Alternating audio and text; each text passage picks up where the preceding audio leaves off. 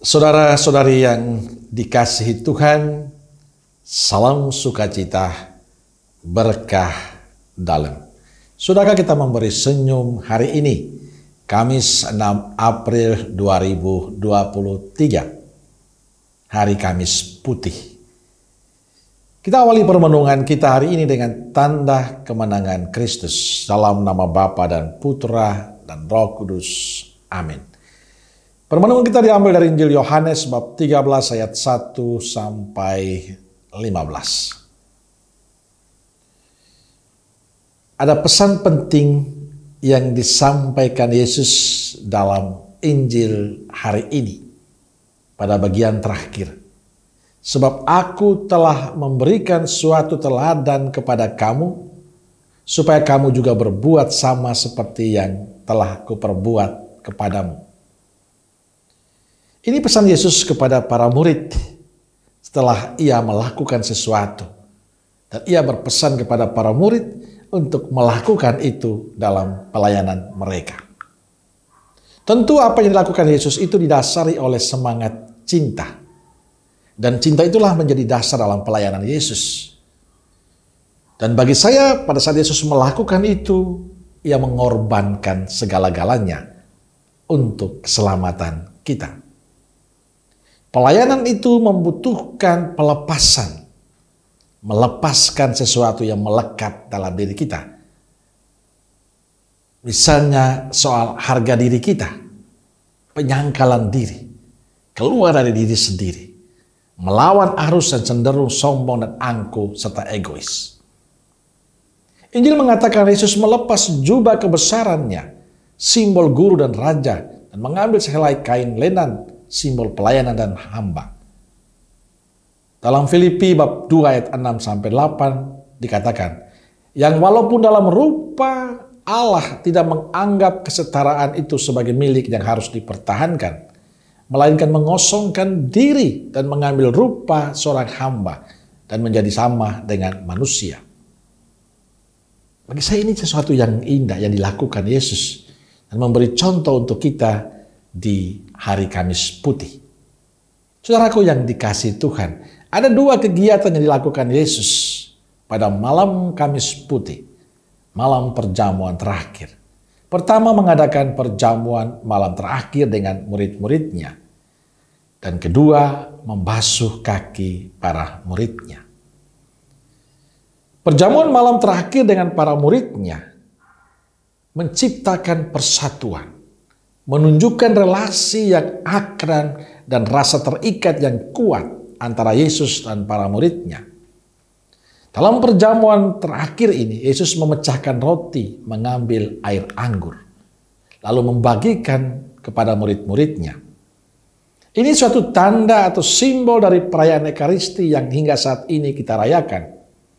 Roti yang dibagi lebih dahulu harus dipecahkan. Anggur yang diedarkan lebih dahulu harus diperas. Roti dan anggur lambang tubuh dan darah Kristus yang sebelum menjadi makanan minuman, sebelum memberi hidup harus dipecahkan, harus ditumpahkan. Roti dan anggur lambang Kristus yang sebelum memberi hidup baru, sebelum bangkit harus terlebih dahulu menderita sengsara dan wafat di salib. Maka perjamuan malam terakhir adalah lambang kurban Kristus yang mempersatukan kita. Dan kita yang setiap kali menyambutnya harus menata persatuan di antara kita. Karena itu Ekaristi harus berbuah dalam kehidupan kita, dalam komunitas, dalam masyarakat kita. Maka kalau kita merayakan Ekaristi tidak sekedar saya ke gereja dan ikut merayakan Ekaristi, lalu tidak bermakna, bukan. Kita harus mewujudkan pengorbanan Yesus yang kita terima itu, dan kita wujudkan itu dalam kehidupan kita dengan cara hidup kita yang baik. Sesudah perjamuan, Yesus menanggalkan jubahnya lalu mencuci kaki para rasulnya. Akan tetapi dalam Injil yang kita dengar, Petrus berlagak bersih dan tidak mau dibersihkan oleh Yesus. Petrus dikuasai semangat kesombongan dan sok suci, merasa diri bersih dan tidak mau dikuduskan oleh Yesus. Mencuci kaki seharusnya tugas seorang hamba untuk tuannya. Bahwa Yesus mencuci kaki para rasulnya adalah tanda cinta.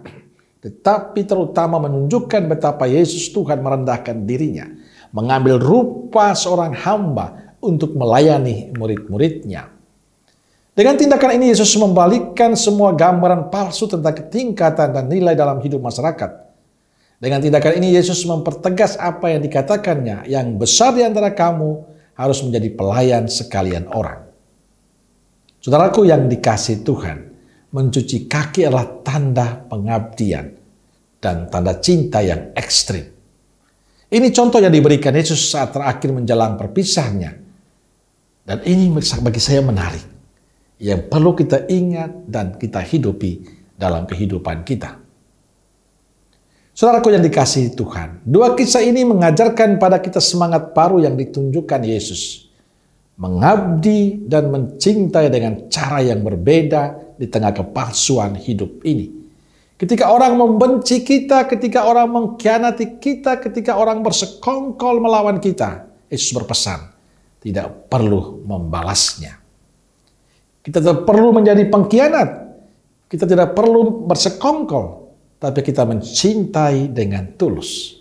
Kita terus berbuat baik, terus menghadirkan damai, terus melakukan pelayanan-pelayanan yang tulus. Agak aneh, tapi ini yang harus kita perjuangkan, kita lakukan sebagai murid-murid Yesus. Saudaraku yang dikasihi Tuhan, kekhasan kita sebagai murid Kristus adalah bahwa kita harus bisa mencinta di tengah situasi yang bertentangan dengan kebiasaan. Dikala kita mau melayani di tengah orang yang ingin dilayani, di tengah kekerasan kita hadir dengan kelemah lembutan. Dalam situasi ini bisa menjadi berkat bagi sesama. Seperti Kristus yang menjadi berkat bagi dunia, menjadi pokok keselamatan dunia yang mempertaruhkan dirinya. Yesus berkata, sebab aku telah memberikan suatu tanda, teladan kepada kamu, supaya kamu juga berbuat sama seperti yang telah kuperbuat kepadamu. Teladan Yesus adalah mencintai dengan tulus, berkorban bagi sesama, melayani dengan rendah hati. Pertanyaannya adalah, maukah kita melanjutkan teladan Yesus ini dalam kehidupan kita? Semoga perayaan Kamis Putih memberi semangat baru bagi kita. Semangat berkorban, semangat mau melayani, semangat kerendahan hati dalam hidup. Amin.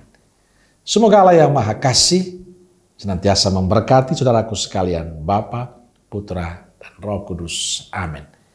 Keluarga Kudus Nazaret, doakanlah kami. Amin. Berkah dalam.